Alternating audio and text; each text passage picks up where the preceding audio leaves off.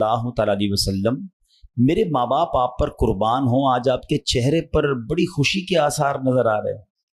تو پیارے آقا علیہ الصلوۃ والسلام نے فرمایا، بے شک ابھی جبریل امین میرے پاس آئے تھے اور انہوں نے عرض کیا، اے محمد صلی اللہ تعالیٰ علیہ وسلم، جس نے آپ پر ایک بار درود پاک پڑھا، اللہ پاک اس کے نامہ اعمال میں 10 نیکیاں لکھے گا اور 10 گناہ مٹا دے گا اور 10 درجات بڑھا دے گا۔ کیا بات ہے، سبحان اللہ۔ نبی پاک صلی اللہ تعالیٰ علیہ وسلم کے چہرے پر خوشی کے آثار کیوں ہیں؟ درود کون پڑھے گا؟ ہم پڑھیں گے۔ ثواب کسے ملے گا؟ ہمیں ملے گا۔ رحمت کس پر برسے گی؟ ہم پر برسے گی۔ گناہ کس کے معاف ہوں گے؟ ہمارے معاف۔ خوش کون ہو رہا ہے؟ نبی پاک علیہ الصلوۃ والسلام، یعنی ہم پر مہربانی، امت پر احسان، میرے امتیوں کا بھلا ہو جائے۔ کیا بات ہے، اس بات پر نبی پاک کا چہرہ جو ہے وہ خوشی سے دمک رہا ہے، کتنا ہم سے محبت ہے، کتنا ہم سے پیار ہے، سبحان اللہ۔ اور نبی پاک علیہ الصلوۃ والسلام کا امتی ہونا یہ کتنی بڑی سعادت ہے۔ وہ شاعر کہتے ہیں نا، میری خوش قسمتی میں تیرا امتی۔ اللہ نے ایسے نبی عطا فرمائے صلی اللہ تعالیٰ علیہ وسلم کہ امت پر کمال درجے مہربان ہیں۔ تو ایک تو پیارے آقا کا اس امت سے پیار دیکھیں، اور پھر درود پاک کی فضیلت کیا بتائی کہ ایک بار درود پاک پڑھے تو نامہ اعمال میں 10 نیکیاں لکھی جاتی ہیں، 10 گناہ معاف ہو جاتے ہیں، 10 درجے بڑھ جاتے ہیں۔ اس کو نارمل نہ سمجھیں۔ قیامت کے دن ہم سب کے نامہ اعمال کو تولا جائے گا۔ آج کل کاروباری لوگ اپنی بیلنس شیٹ بناتے ہیں نا، تو قیامت کے دن بھی سمجھ لیجئے ایک بیلنس شیٹ بنے گی، اور اس میں کیا ہوگا، جس کی نیکیوں کا پلڑا بھاری وہ تو جنت میں چلا جائے گا، مزے میں ہوگا۔ اور یہ بھی بات قرآن فرما رہا ہے نا، فَأَمَّا مَن ثَقُلَتْ مَوَازِينُهُ فَهُوَ فِي عِيشَةٍ رَاضِيَةٍ۔ قرآن کہتا ہے جس کی نیکیوں کا پلڑا بھاری ہو گیا وہ مزے میں ہوگا، وہ چین میں ہوگا، جنت میں ہوگا۔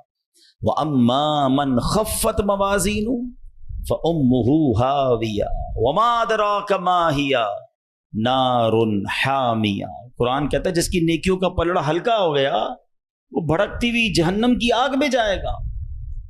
اچھا، اب اس کی تفصیل میں احادیث میں یہ مضمون ملتا ہے کہ کچھ ایسے بھی لوگ ہوں گے جن کی ایک نیکی کم پڑ جائے گی، یعنی گناہوں اور نیکیوں کو جب تولا جائے گا نا تو بیلنس شیٹ آؤٹ ہوگی اور نیکیاں، ایک نیکی کم ہوگی، ایک گناہ زیادہ ہوگا۔ اب اس کو صرف ایک نیکی چاہیے، وہ مل جائے، یا کوئی ایک گناہ لے لے اس سے تاکہ وہ پلڑا ہلکا ہو جائے اور یہ جنت میں چلا جائے۔ لیکن وہ ایک نیکی کے لیے مارا مارا پھرے گا، دوستوں کے پاس جائے گا، رشتہ داروں کے پاس جائے گا، یہاں تک کہ اپنے ماں باپ کے پاس جائے گا۔ Nobody help over there۔ اس دن کوئی ہماری مدد نہیں کرے گا۔ تو پتہ یہ چلا کہ اب ذرا تصور کیجئے، امیجینیشن تھوڑی سی کرتے ہیں کہ کوئی ایسا بندہ ہو جو قیامت کے دن پھنس جائے اور اس کی ایک نیکی کم ہے، اس کو کتنا یاد آئے گا کہ کاش میں 2 رکعت نفل اور پڑھ لیتا، کاش میں اور درود پاک پڑھ لیتا، کاش میں اور سجدے کر لیتا، میں اور صدقے کر لیتا۔ یا اس کو کتنے گناہ یاد آئیں گے کہ کاش میں وہ گناہ نہ کرتا، 2-4 گناہ ہی کم کر لیتا تو میرا بیڑا پار ہو جاتا۔ تو اس کا مطلب یہ ہوا کہ دنیا میں کسی کی بیلنس شیٹ آؤٹ ہو جائے نا، کسی سے ادھار لے کر، قرضہ لے کر، کچھ لوگ ہیلپ کر دیتے ہیں نا کہ چلو یار بندہ پھنس گیا ہے اس کی مدد کر دو، اس کی بیلنس شیٹ لیول ہو سکتی ہے۔ On the day of judgment there is no way to balance your balance sheet. قیامت کے دن کوئی طریقہ نہیں ہوگا۔ اب آؤ میں آپ کو بتاتا ہوں ایک ایسا وظیفہ ہے جو آپ کی بیلنس شیٹ کو بیلنس کر رہا ہے۔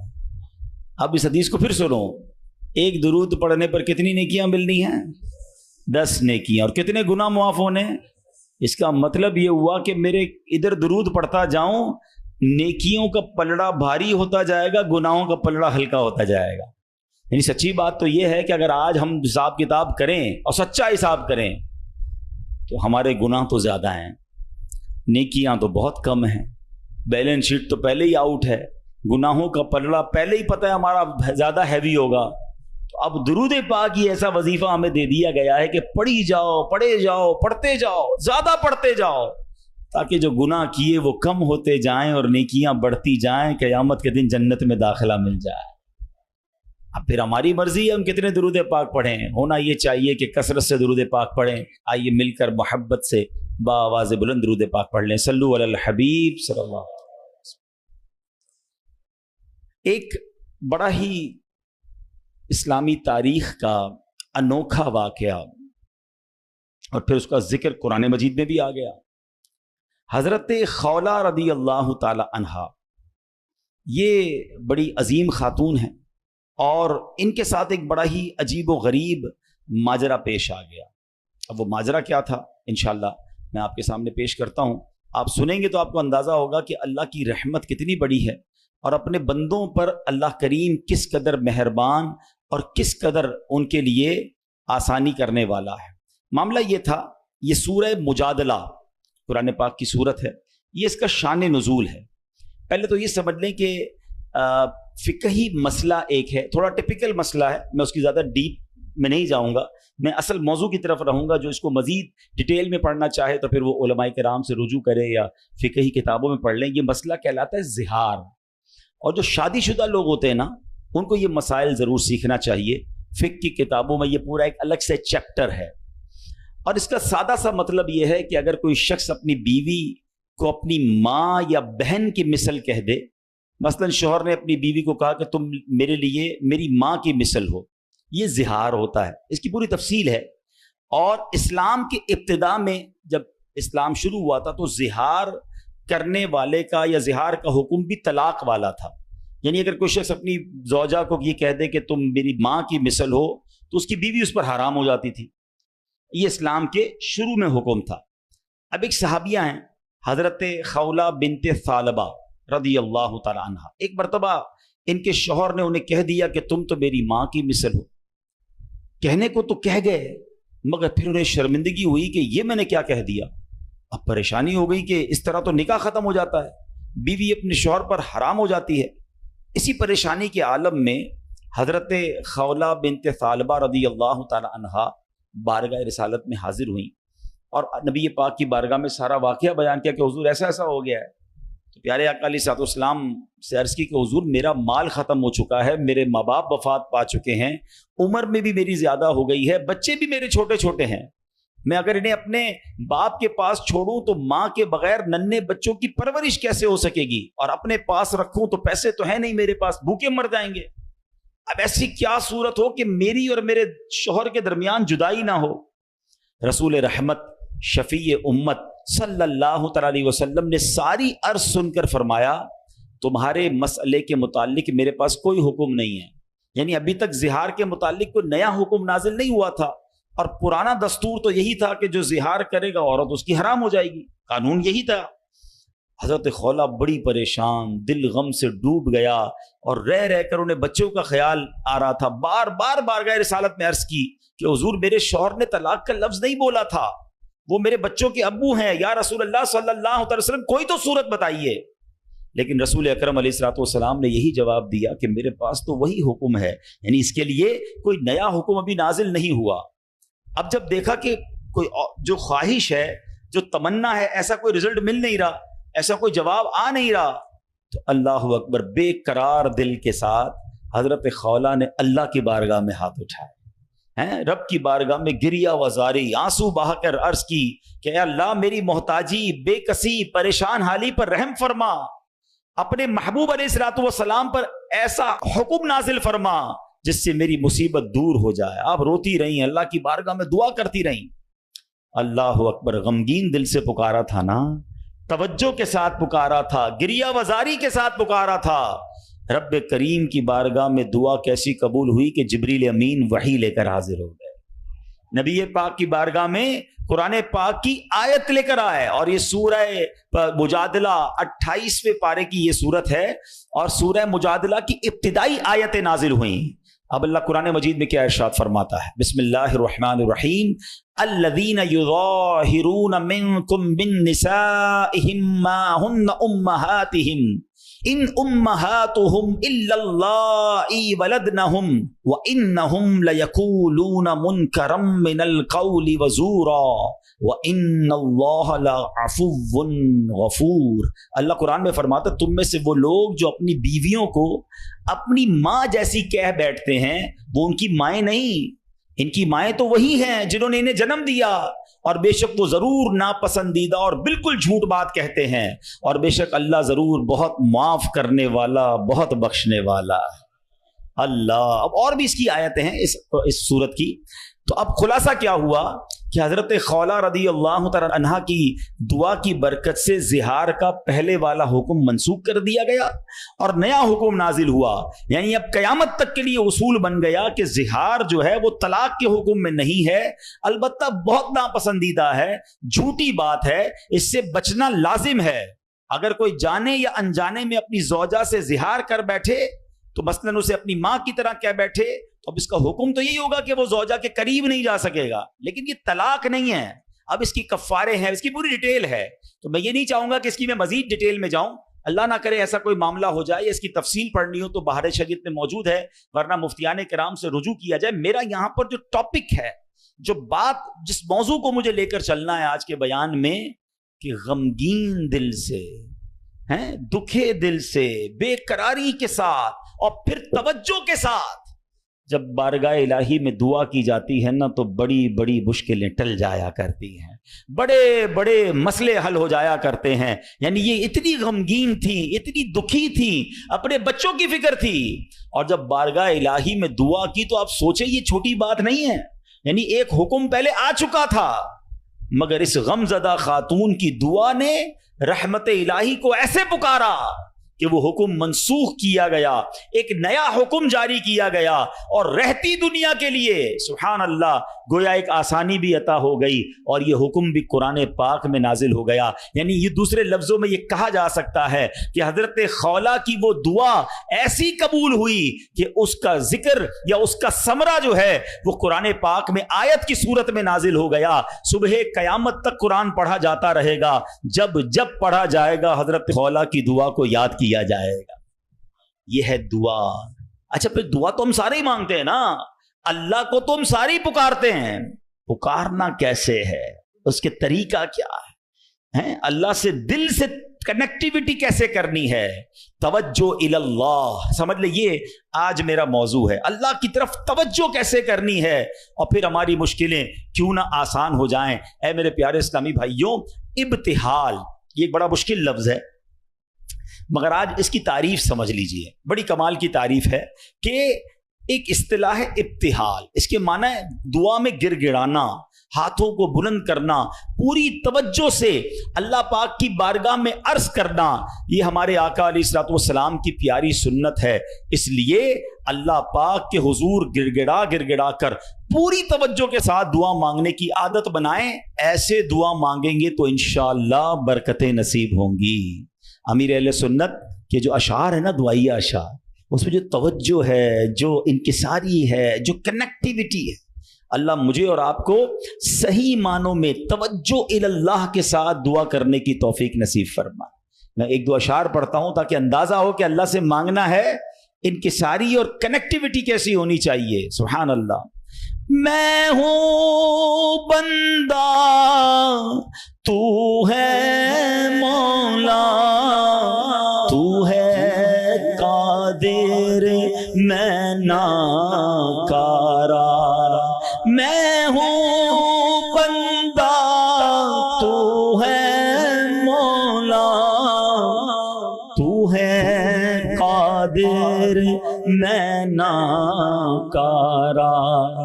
میں منگتا تو دینے والا، میں منگتا تو دینے والا. یا اللہ میری جھولی بھر دے، یا اللہ جھولی بھر دے.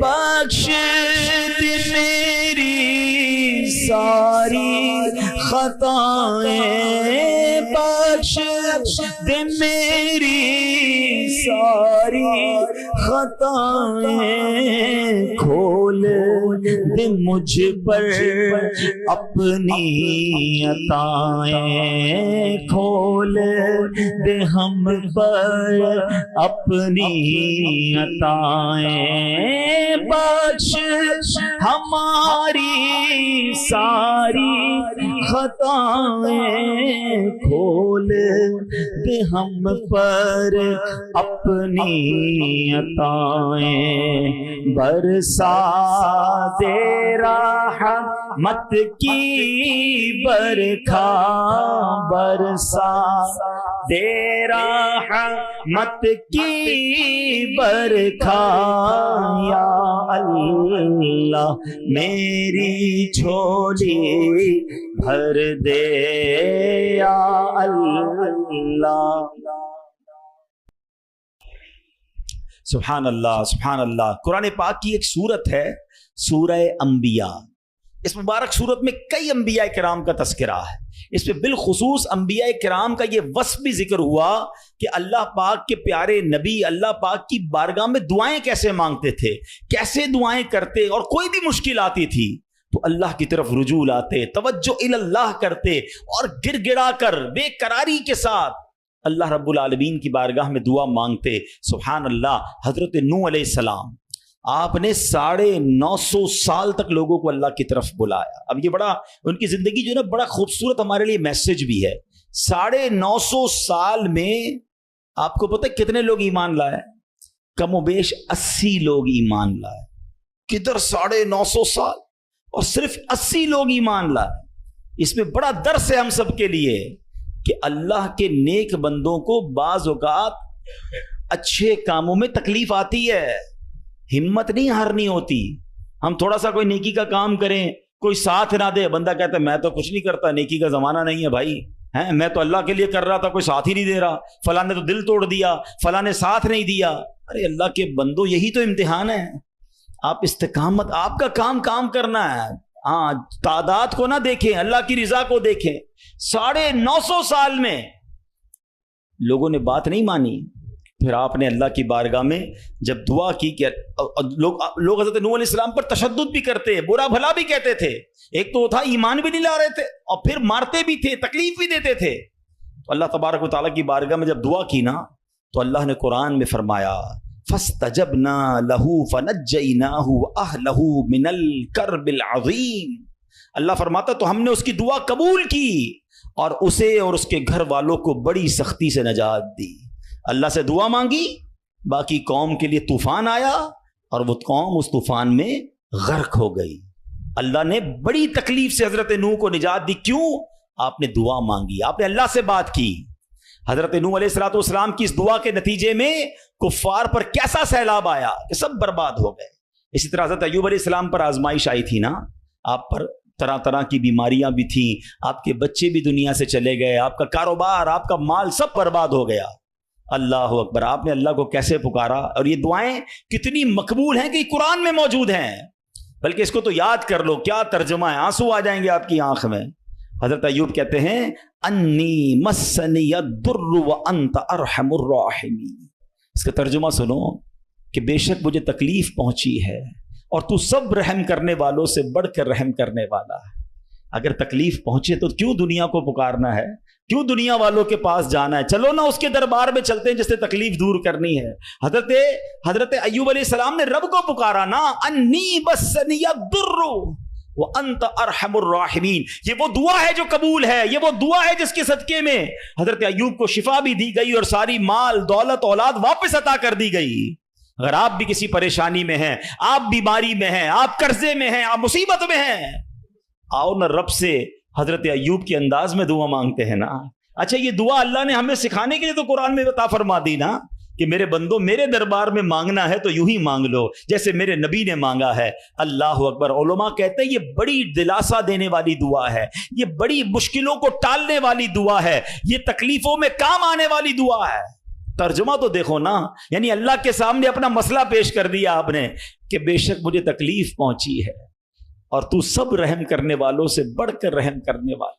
اے اللہ بیمار ہوں، اے اللہ پریشان ہوں، اے اللہ قرضے میں ہوں، کہو نا رب سے مجھے تکلیف پہنچی ہے، مجھے ستاتے ہیں لوگ، مجھے تکلیف دیتے ہیں، مجھے پریشان کرتے ہیں لوگ، اور تو سب رحم کرنے والوں سے بڑھ کر رحم کرنے والا۔ اب جب آپ نے دعا کی تو دعا کیسے قبول ہوئی؟ یہ بات بھی رب نے قرآن میں ارشاد فرمائی سورہ انبیاء میں، فَاسْتَجَبْنَا لَهُ فَكَشَفْنَا مَا بِهِ مِن ضُرٍّ وَآتَيْنَاهُ أَهْلَهُ وَمِثْلَهُمْ مَعَهُمْ رَحْمَةً مِّنْ عِندِنَا وَذِكْرَىٰ لِلْعَابِدِينَ۔ اللہ قرآن میں فرماتا تو ہم نے اس کی دعا سن لی، تو ہم نے دور کر دی جو تکلیف اسے تھی، ہم نے اسے اس کے گھر والے اور ان کے ساتھ نہیں اور عطا کیے، اپنے پاس سے رحمت فرما کر، اور بندگی والوں کے لیے نصیحت ہے۔ حضرت یونس پر کیسی آزمائش آئی تھی؟ کوئی سوچ سکتا ہے کہ مچھلی کے پیٹ میں ہمیں تھوڑی سی پرابلم آئے ہم بے قرار، بے چین، شکوے، شکایت؟ ارے نبی ہیں، کائنات میں انبیاء سے بڑھ کر کسی کا مرتبہ نہیں ہے، کوئی غوث، کوئی ابدال، کوئی کتب کسی صحابی کے مرتبے تک نہیں پہنچ سکتا، یہ مرتبہ صحابہ کا ہے، مگر کوئی صحابی کسی نبی کے مرتبے تک نہیں پہنچ سکتا، یہ انبیاء کا مرتبہ، یہ ترتیب یاد رکھا کرو۔ اعلیٰ حضرت نے تو ایک شعر میں پوری ترتیب بتا دی نا۔ خلق کون ہیں؟ ہم لوگ ہیں، عام لوگ، خلق سے اولیاء، اولیاء سے رسول، اور رسولوں سے اعلیٰ ہمارا نبی، ہمارے آقا تو سب سے اعلیٰ ہے نا، مگر انبیاء کی بات کمال ہے۔ اور انبیاء میں کون ہے؟ حضرت یونس علیہ السلام، مچھلی کے پیٹ میں کیسی تکلیف، زندہ رہوں گا کہ نہیں، باہر نکلوں گا کہ نہیں، اندھیری غار، نظر بھی کچھ نہیں آ رہا، مگر وہاں بھی اللہ کو پکارا انہوں نے۔ اللہ قرآن میں فرماتا ہے فَاسْتَجَبْنَا لَهُ وَنَجَّيْنَاهُ مِنَ الْغَمِّ وَكَذَلِكَ نُنْجِي الْمُؤْمِنِينَ۔ اللہ قرآن میں فرماتا ہے اور تو ہم نے اس کی پکار سن لی اور اسے غم سے نجات بخشی، اور ایسی ہی نجات دیں گے مسلمانوں کو۔ بلکہ بڑی پیاری دعا یاد کر لو آج، حضرت یونس علیہ السلام نے جو مچھلی کے پیٹ میں تھے نا، جو دعا مانگی تھی نا، علماء کہتے ہیں وہ دعا پتہ ہے کون سی تھی؟ جس کو آج ہم آیت کریمہ کہتے ہیں نا، لا الہ الا انت سبحانک انی کنت من الظالمین۔ یہ چابی ہے، ہاں یہ مصیبت کے تالے کی چابی ہے، یہ کمال کی دعا ہے، اور یہ آپ نے دعا کی اور اللہ نے مچھلی کے پیٹ سے آپ کو نجات عطا فرما دی، پھر سے قوم بھی عطا فرما دی، سرداری بھی عطا فرما دی۔ تو یہ دعائیں ہیں جو بے قراری میں، مصیبت میں رب کو پکارا گیا۔ اللہ اکبر۔ تو اے میرے پیارے اسلامی بھائیوں، اللہ کرے کہ ہم اپنے رب کو پکارنے والے بن جائیں، صحیح طریقے سے دعا کرنے والے بن جائیں۔ حضرت زکریا، اللہ اکبر، آپ بڑی عمر ہو گئی آپ کی، بڑھاپے تک پہنچ گئے، آپ کی اولاد نہیں تھی، آپ کی زوجہ بھی بانجھ تھی۔ آج کل ڈاکٹر کہہ دیتے ہیں نا کہ اولاد نہیں ہو سکتی، ہم ڈاکٹروں کی بڑی مانتے ہیں۔ ارے ڈاکٹر کچھ بھی کہہ دے، ان اللہ علی کل شیء قدیر، میرا رب جو چاہے وہ کرنے پر قادر ہے۔ اپنی آنکھوں سے دیکھا ہے، آپ نے بھی دیکھا ہوگا، کسی کو ڈاکٹر کہتے ہیں جناب کوئی مرض نہیں ہے، 100% فٹ ہے، 2 دن بعد دنیا سے چلا جاتا ہے، کیسے مرا ڈاکٹر کو بھی پتہ نہیں، موت آ گئی نا۔ اور کبھی ڈاکٹر کہتے ہیں 3 دن کا مہمان ہے، شاید اس ڈاکٹر کا انتقال ہو جاتا ہے، وہ بندہ پھر بھی زندہ گھوم رہا ہوتا ہے۔ اللہ کی شان ہے، ڈاکٹر ہے، وہ اپنی سائنس چلائیں، مگر یہ نہ سمجھو کہ جو اس نے کہہ دیا یہ آخری ہے۔ قدرت میرے رب کی ہے، شان میرے رب کی ہے، وہ ہر چاہے پر قادر ہے، اس پر بھروسہ تو رکھو نا۔ حضرت زکریا عمر بھی زیادہ ہو گئی، عورت بھی بانجھ ہے، مگر اللہ سے کیا دعا کر رہے ہیں؟ یہ بھی علماء فرماتے ہیں جو بے اولاد ہیں ان کے لیے مجرب دعا ہے، قرآنی دعا ہے، یاد تو کرو نا قرآن کی دعائیں۔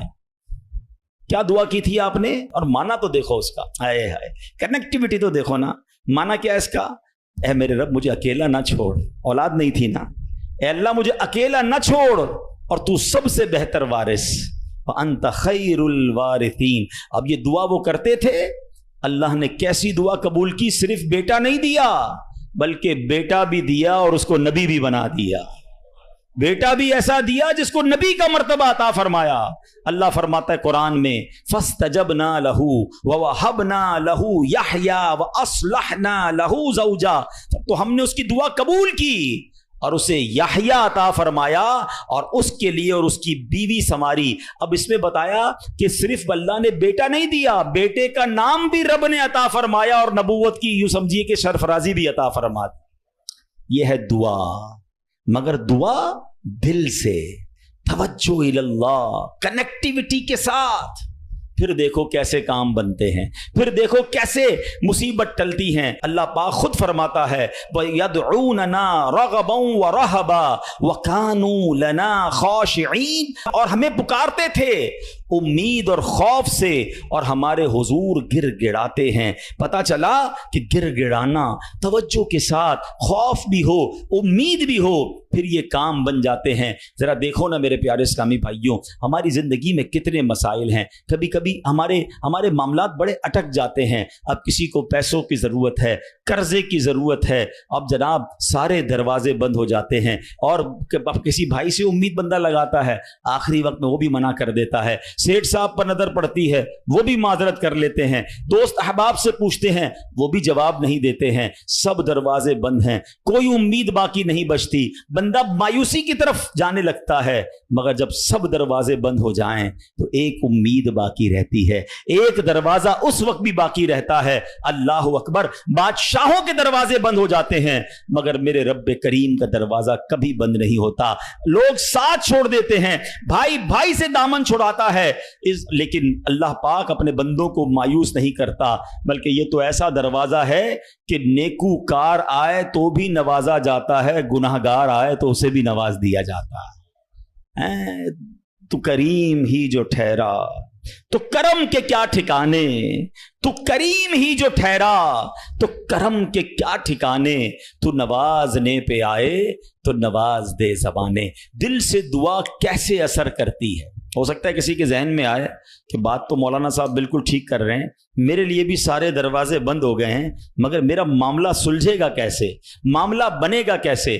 چلو میں آپ کو دو واقعات سناتا ہوں جس سے انشاءاللہ بات مزید سمجھ آ جائے گی۔ ایک صاحب تھے، کافی امیر تھے، اپنا بنگلہ بھی تھا، اپنی گاڑی بھی تھی، اللہ پاک نے بہت دیا تھا۔ شام کو گھر آئے، بچوں کے ساتھ وقت گزارا، کھانا کھایا، اور اس کے بعد اپنے بستر پر لیٹ گئے۔ رات ہو گئی تھی، بڑا نرم بستر تھا، ٹھنڈا کمرہ تھا، مگر کروٹ بدلتے جا رہے تھے، نیند نہیں آ رہی تھی۔ اب نیند بھی اللہ پاک کی نعمت ہے، جس کو آ جائے لوگ اس کی بھی قدر نہیں کرتے، پوچھو اس سے جس کو نیند نہیں آتی۔ اب کافی دیر تک کروٹ بدلنے لگا کہ پتہ نہیں کیوں نیند نہیں آ رہی، چلو آج تھوڑی سی فریش ایئر لیتا ہوں، شاید نیند آ جائے۔ گھر سے باہر نکلے، گاڑی سٹارٹ کی اور آگے چلتے رہے، اور گھومنے لگے گلیوں میں۔ اچانک ایک مسجد نظر آئی اور مسجد کا دروازہ کھلا نظر آیا۔ کہ چلو یار ایسے ہی گھوم رہا ہوں، ذرا مسجد کے اندر چلا جاتا ہوں، وضو کر کے کچھ 2 رکعت نفل پڑھ لیتا ہوں۔ مسجد کے باہر گاڑی پارک کی، وضو کیا، مسجد کے اندر داخل ہوئے تو جیسے ہی مسجد کے اندر گئے پوری مسجد خالی، مگر ہلکی ہلکی کہیں سے رونے کی آواز آ رہی۔ رات کو اس وقت کون ہے مسجد میں اور کیوں رو رہا ہے؟ تو دیکھا کہ ایک کونے میں ایک غریب آدمی اللہ کی بارگاہ میں ہاتھ اٹھائے رو رہا ہے، اور روتے روتے اللہ کی بارگاہ میں عرض کر رہا ہے کہ اے اللہ، میری بیٹی بیمار ہے، ڈاکٹر نے آپریشن کا کہا ہے، مجھ غریب کے پاس پیسے نہیں ہیں، کہاں سے لاؤں؟ اے رب کریم، تو ہی اسباب بنانے والا ہے، مجھ غریب کی حالت زار پر رحم فرما۔ اس امیر شخص کو سمجھ آ گیا مجھے نیند کیوں نہیں آ رہی تھی، مجھے کہیں بھیجا گیا ہے، میں ڈھونڈتے ڈھونڈتے اسی کے لیے آیا ہوں۔ اللہ اکبر، وہ غریب کے پاس گیا، جیب میں جتنی رقم تھی نکال کر اس کو پیش کر دی کہ بھائی یہ لے لو، اور میرا یہ کارڈ بھی رکھ لو، کبھی بھی ضرورت پڑے تو مجھ سے بات کر لینا۔ اس غریب شخص بھی کیسا خوددار تھا، اس نے کارڈ واپس دیا کہ مجھے ایڈریس کی ضرورت نہیں ہے، میرے پاس ایک ایڈریس موجود ہے۔ تو کون سا ایڈریس موجود ہے؟ بولو یہ ایڈریس ہے نا، اللہ کی بارگاہ میں آیا، اس نے تمہیں بھیج دیا، جب دوبارہ ضرورت پڑے گی تو بھی اسی کی بارگاہ میں آ جاؤں گا۔ سارے دروازے بند ہو جائیں، میرے کریم کا دروازہ کھلا ہوتا ہے۔ ہمارا پرابلم ہے ہم جاتے ہی نہیں اس کے پاس۔ اچھا اپنا ایک چھوٹا سا ٹیسٹ لے لو نا، تاکہ اندازہ ہو جائے گا آپ کو۔ کبھی بھی آپ کو بیماری ہو، پیٹ میں درد ہو، سر میں درد ہو، پاؤں میں درد ہو، چوٹ لگ جائے، پہلے کون یاد آتا ہے؟ ڈاکٹر۔ ڈاکٹر کے پاس چلو، یار بڑا درد ہے، کسی کو معلوم کرو کیسے علاج ہوگا، دوائی۔ میں نہیں کہتا ڈاکٹر کے پاس نہیں جانا چاہیے، لیکن پہلے ہمیں اللہ یاد آنا چاہیے۔ اے اللہ تو شفا دینے والا ہے، کرم کر دے مالک۔ کاروبار میں نقصان ہوا، فیملی میں پرابلم ہوا، واٹ ایور پرابلم، سب سے پہلے ہمیں دنیا والے سورس ہیں، وکیل، پولیس، یہ یاد آتے ہیں۔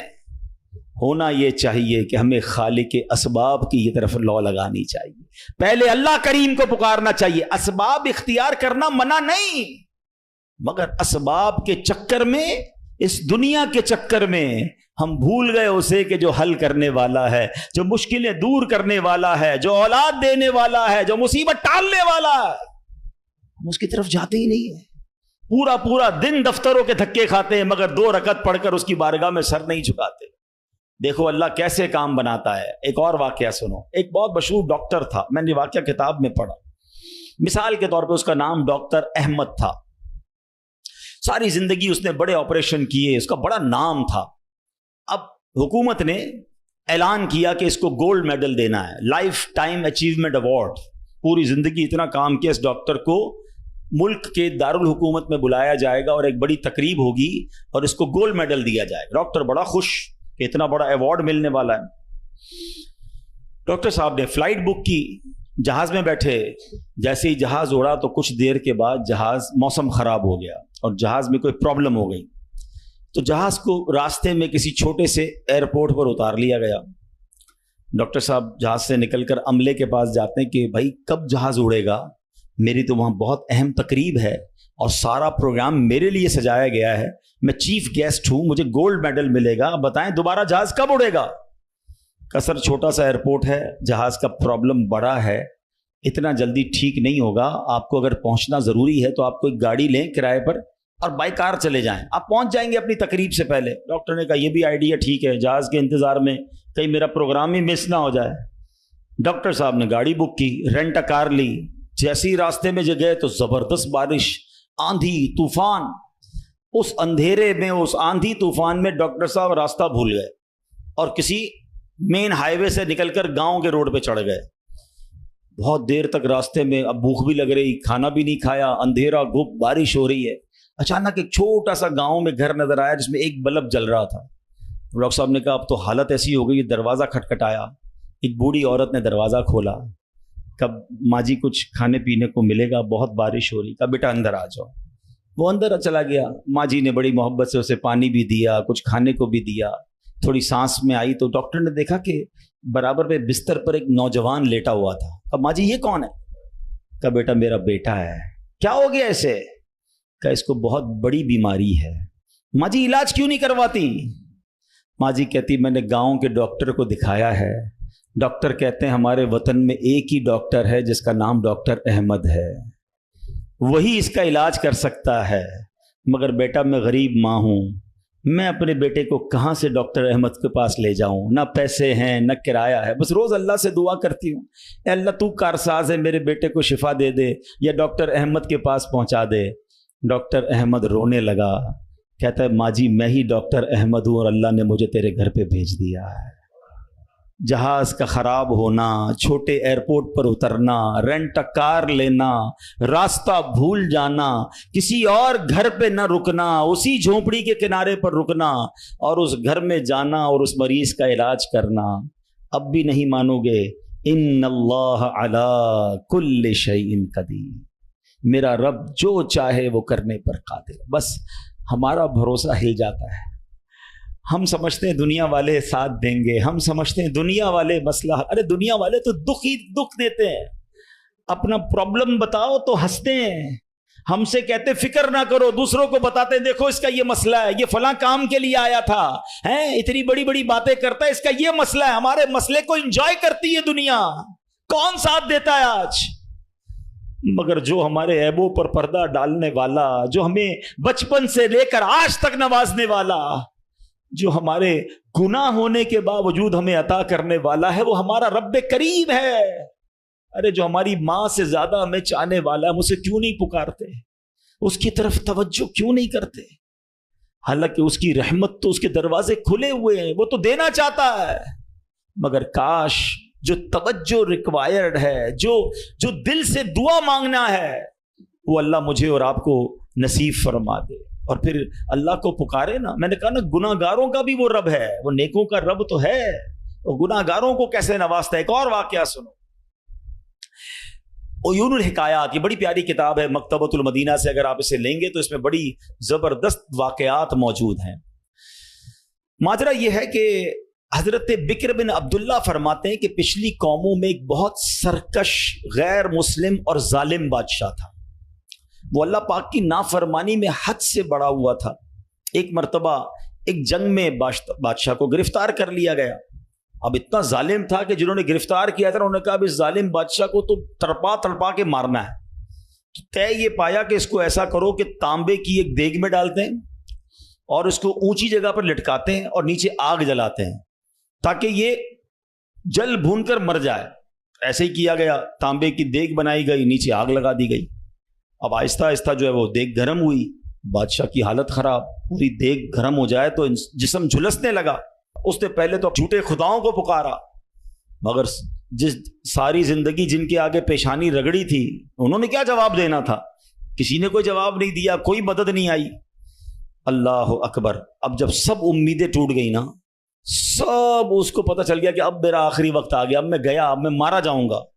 تو اب یہ بادشاہ جو تھا مسلمان نہیں تھا، اس نے مسلمانوں کے رب یعنی خداوند قدوس کو پکارنا شروع کر دیا۔ وہ کہتا ہے یا اللہ، یا رحمان، یا رحیم مدد فرما دے، اور بلند آواز سے لا الہ الا اللہ پڑھنا شروع کر دیا۔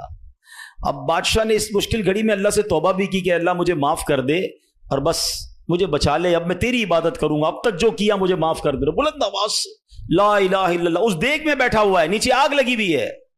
دیکھو کریم نے اس کی پکار کیسے سنی کہ بارش برسنا شروع ہو گئی۔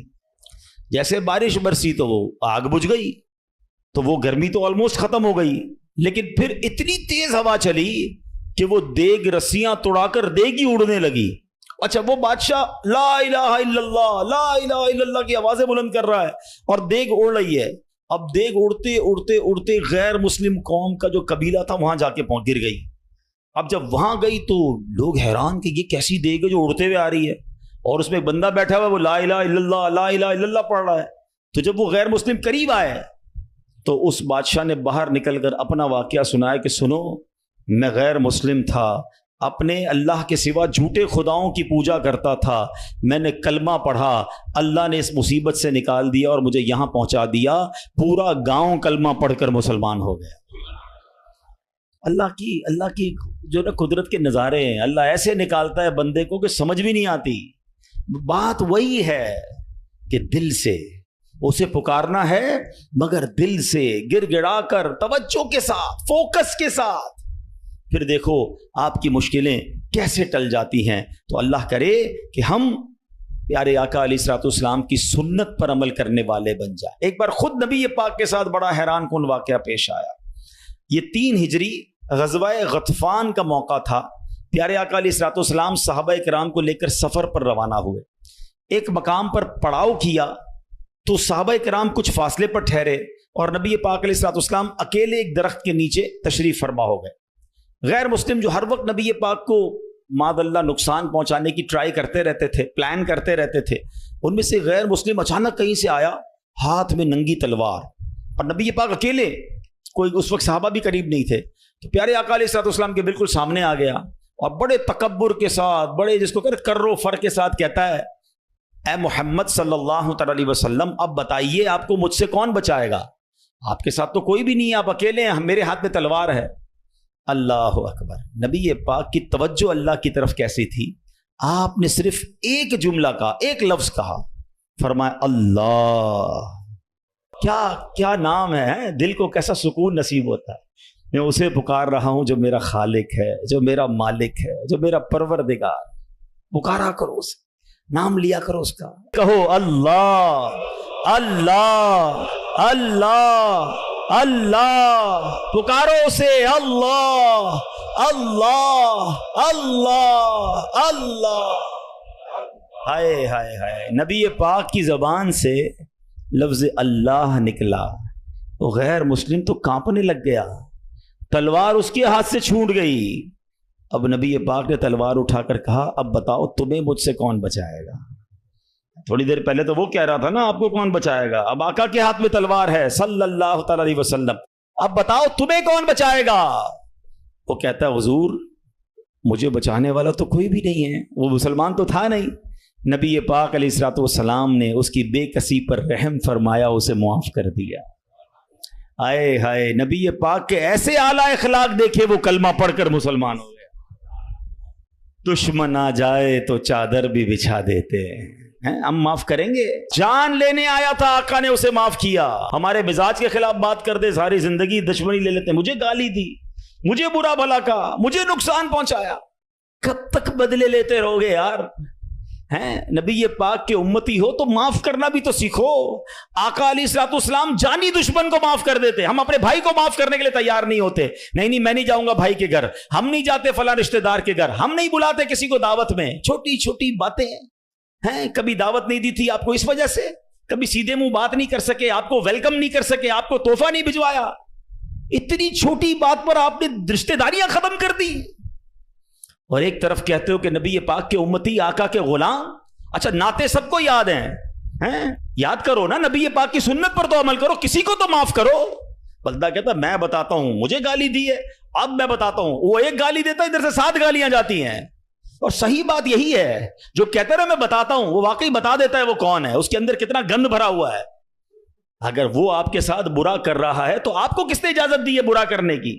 ایک عجیب سا جملہ مشہور کر دیا گیا ہے کہ جناب ہم شریف کے ساتھ شریف ہیں، بدماش کے ساتھ بدماش ہیں۔ مجھے آج تک سمجھ نہیں آیا کون سا بٹن لگا ہوا ہے آپ کے اندر بھائی؟ شریف کے ساتھ شریف ہوتے ہو، بدماش آتا ہے آپ بھی بدماش بن جاتے ہو، تو پھر تو آپ بھی بدماش ہوئے نا بھائی۔ شریف آدمی شریف کے ساتھ شریف ہوتا ہے، بدماش کے ساتھ بھی شریف ہوتا ہے، تبھی تو بدماش کی اصلاح ہوگی نا، مسلمان ہوا نا یہ شخص۔ نبی پاک نے معاف کر دیا، تو خدا را آقا کی سنت کو ادا کریں، اور جیسی بھی مشکل، جتنی بڑی مشکل ہو، آپ بس دعا کریں، اللہ کو پکاریں، اللہ کو یاد کریں، توجہ اللہ کی طرف جائے۔ اچھا ایک اور چیز، ایک اور ٹیسٹ کرتے ہیں۔ کوئی نقصان ہو گیا ہے، کوئی تکلیف ہو گیا، آپ ہم جس جنریشن کے، میں جس جنریشن کا ہوں، شاید اب تو ایسا نہیں ہے، جو بزرگ بیٹھے ان سے پوچھیں کہ ہماری مائیں یا ہماری نانی دادی بچے کو سلاتی تھیں تو ذکر اللہ کر کے سلاتی تھی، آمینہ بی بی کے گلشن میں کیسے پڑھتی تھی؟ آمینہ بی بی کے گلشن میں آئی ہے تازہ بہار، پڑھتے ہیں صلی اللہ وسلم آج در و دیوار، نبی جی اللہ اللہ اللہ لا الہ ہو اللہ اللہ اللہ لا۔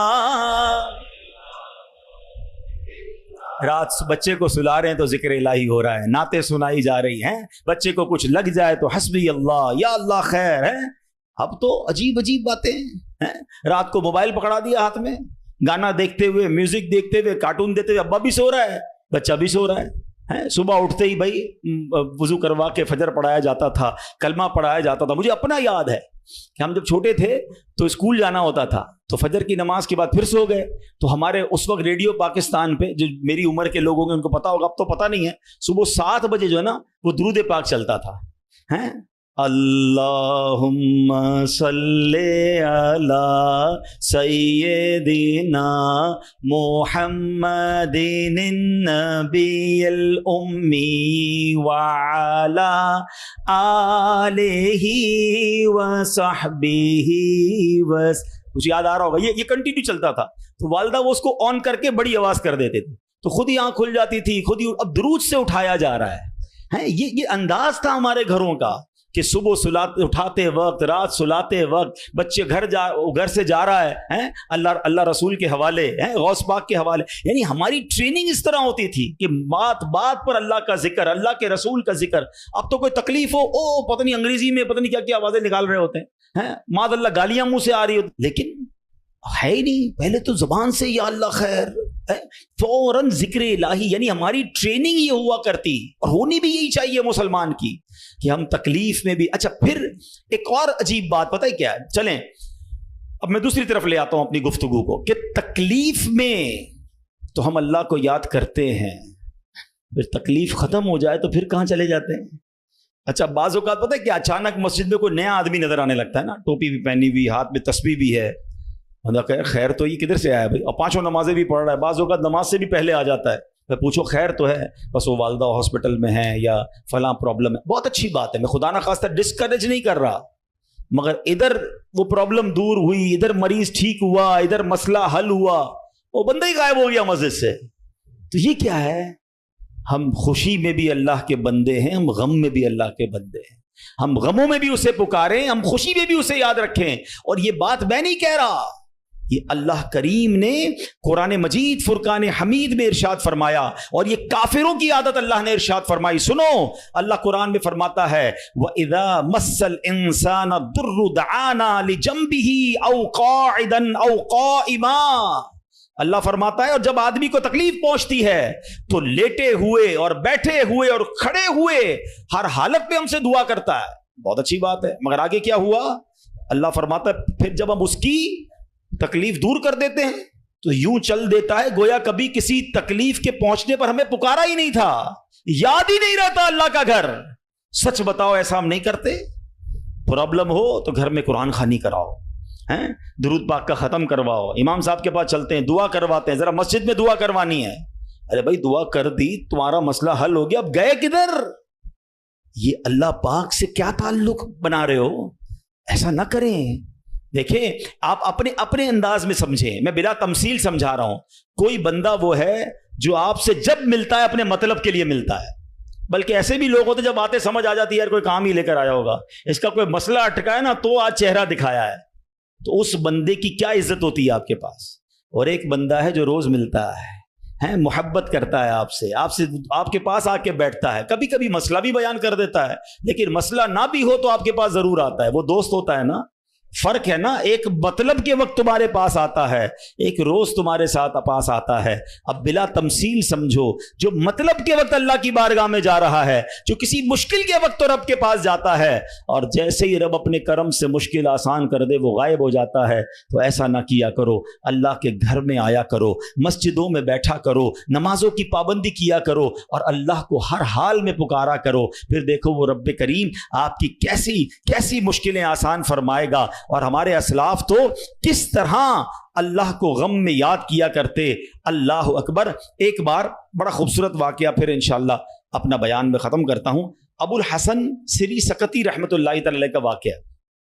آپ کی خدمت میں ایک مرتبہ آپ کی ایک پڑوسن آئی اور عرض کرتی ہے کہ اے ابو الحسن، رات میرے بچے کو سپاہی اٹھا کر لے گئے اور وہ اسے بڑی تکلیف دیں گے، آپ کچھ کیجئے، میرے بیٹے کے لیے سفارش کیجئے۔ پڑوسن کی فریاد سن کر سیدنا ابو الحسن نے کیا کیا، جانماز بچھائی یا کھڑے ہوئے اور خشوع و خضوع کے ساتھ نماز شروع کر دی۔ اب پڑوسن کہہ رہی میں ان سے سفارش کرانے آئی ہوں، بچہ میرا جیل میں ہے، پتہ نہیں کتنی پٹائی کریں گے اس کی، اور یہ حضرت نماز پڑھنے پہ لگ گئے۔ اچھا نماز بھی آپ نے بڑی طویل نا، مزیدار خشوع و خضوع سے پڑھ رہے ہیں۔ اچھا جب کافی دیر ہو گئی نا تو وہ عورت کہتی ہے حضرت جلدی کریں، میرے بچے کو قید میں ڈالا ہوا ہے وہ، اور اس کی تکلیف پہنچائیں گے۔ آپ نے جلدی نہیں کیا، آپ نے سکون سے نماز پڑھی، اور جب نماز سے سلام پھیرا نا تو کہا اے میری بہن، تمہارا ہی تو معاملہ حل کروا رہا تھا، تمہارا مسئلہ ہی تو حل کر رہا تھا، ابھی یہ آپ نے کہا تو پڑوسن بھاگتی ہوئی، اس کی بچی بھاگتی ہوئی، امی گھر آ جائیں، بھائی آ گیا واپس، بیٹا گھر آ گیا۔ آپ نے کہا میں وہی تو مسئلہ حل کر رہا تھا، جدھر سے حل ہونا ہے ادھر آپ نے رجوع کر لیا، یہ طریقہ بتا دیا ہمیں۔ پرابلم ہونا وضو کریں اور 2 رکعت صلاۃ الحاجات پڑھیں، ہاں اللہ کے پاس، یا اللہ تیری بارگاہ میں آ گیا ہوں، جو پرابلم ہے، آپ کی رپورٹ غلط آ گئی ہے، آپ کی ڈاکٹر کہتا ہے پرابلم ہے، آپ کو جناب کوئی قرضے کا مسئلہ آ گیا ہے، کوئی بھی پرابلم، مال خراب ہو گیا ہے، 2 رکعت پڑھیں، کسی کے پاس پہلے نہ جاؤ، پہلے اللہ کے پاس، اللہ بھیجے گا آپ کو، اللہ آپ کے پاس راستے بنائے گا، آپ انشاءاللہ نماز پڑھیں، اللہ کو پکاریں، آپ کو انشاءاللہ ایسا راستہ سجائی دے گا کہ کام سارے سیدھے ہو جائیں گے۔ ہم پہلے کہیں اور جاتے ہیں، ہم رب کے پاس کیوں نہیں جاتے؟ ہم سب کے پاس جاتے ہیں، ہم رب کے پاس نہیں جاتے، ہم سب پر بھروسہ کرتے ہیں، ہم رب پر بھروسہ نہیں کرتے۔ آج کے اس بیان میں ایک بات سیکھ کر جانا ہے کہ میری مشکلوں کو حل کرنے والا کون ہے؟ زور سے بولو نا، ایک بار اور بولو، پریشانی دور کرنے والا کون ہے؟ بیماری دور کرنے والا کون ہے؟ مصیبت ٹالنے والا کون ہے؟ مجھے عزت دینے والا کون ہے؟ مجھے ذلت سے بچانے والا کون ہے؟ مجھے دشمنوں سے بچانے والا کون ہے؟ میرے غموں کو دور کرنے والا کون ہے؟ میری بے قراری کو دور کرنے والا کون ہے؟ دل میں چین ڈالنے والا کون ہے؟ ارے مجھے اپنے گھر کعبے کو دکھانے والا کون ہے؟ مجھے حج پر بلانے والا کون ہے؟ مجھے مدینے کی حاضری کا شرف دینے والا کون ہے؟ مجھے اپنے محبوب کا سچا عاشق بنانے والا کون ہے؟ مجھے گناہوں کے دلدل سے نکال کر نیکیوں کے راستے پر چلانے والا کون ہے؟ اور سنو، انشاءاللہ مجھے جنت میں بھیجنے والا کون ہے؟ پھر جب سب دینا اس نے ہے، سب ملنا اس سے ہے، پھر کیوں جاتے ہو ادھر ادھر؟ اس کا در تھام لو، اس سے محبت کرو، اس پر یقین کرو اور اسے پکارو۔ میں نے آج آپ کو قرآن کے ذریعے، حدیث کے ذریعے، واقعات کے ذریعے سمجھایا کہ جب اسے پکارا گیا ہے اس نے اپنے کرم کے دروازے کھولے ہیں اور اس نے مصیبتوں کو حل کر دیا ہے۔ ہاں، کبھی کبھی ایسا ضرور ہوتا ہے کہ میں جو مانگوں وہ مجھے نہیں ملتا، میں جو مانگوں اس میں لیٹ ہو جاتا ہے۔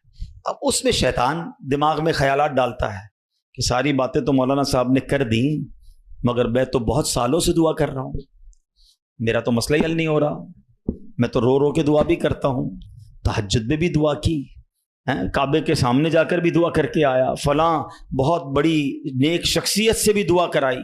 ہاں، اب یہ وسوسہ بھی آج سمجھ لو، اس کو حل کر لیتے ہیں نا۔